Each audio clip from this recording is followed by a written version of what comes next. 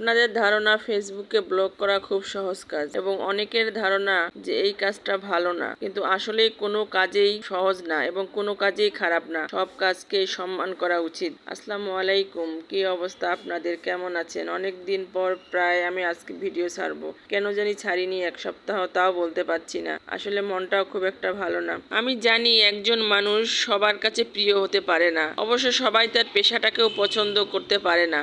এই ভিডিওটা অনেক দিন আগে তৈরি করে রেখেছিলাম, কিন্তু ছাড়া হয়নি। তালের পায়েস তৈরি করেছিলাম এবং তার সঙ্গে তালের বড়াও তৈরি করেছিলাম। তালের পায়েস তৈরি করার জন্য আমি চালগুলো ধুয়ে তালের রসে দিয়ে দিলাম। তালের রসগুলো আমি জাল দেওয়ার জন্য চুলায় বসিয়ে দিয়েছিলাম। ওখানেই চাল ধুয়ে দিয়ে দিলাম এবং তেজপাতা, এলাচ ও লবঙ্গ দিয়ে দিলাম। দিয়ে আস্তে আস্তে আমি জাল করতেছি। জাল করা হয়ে গেল।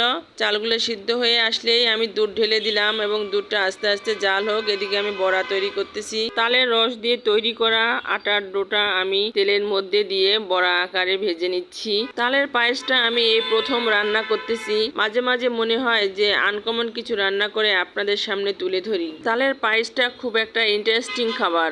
আমার মনে হয় এটা খুব টেস্টি হবে। তার সঙ্গে বড়াগুলাও কত সুন্দর লাগছে দেখতে। যাই হোক, তালের পায়েস রান্না আমার প্রায় শেষের দিকে। আমি এবার চিনি দিয়ে মিষ্টি দেখতেছি। কারা কারা তালের পায়েস খেয়েছেন একটু আমার কমেন্ট সেকশনে হাত উঠাবেন দয়া করে। আমি তো এই প্রথম খাবো। সবশেষে বলতে চাই, ছোট বড় সব পেশাকে সম্মান করা উচিত। চোর তো না যে চুরি করছে অসম্মান করবেন। এই হলো আমার পায়েস এবং বড়ার ফাইনাল লুক। ভুল ত্রুটি ক্ষমা সুন্দর দৃষ্টিতে দেখবেন। আপনারা সবাই ভালো থাকেন। আপনাদের শুভকামনায় আজ এখানেই বিদায় নিচ্ছি।